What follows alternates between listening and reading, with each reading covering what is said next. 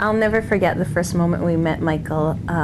It had been 3 days of traveling, and everything had been very fast-paced, and we were led into a small room where our connection in Kazakhstan was describing the different children they had available. And the first child she described was a little boy who was 9 months old with a heart condition. And before we knew it, in came this caregiver. The moment the caregiver came in the room holding this little boy, everything else disappeared. And in came this beautiful little boy with huge brown eyes. And my husband knew at that moment, he said, "This is our son."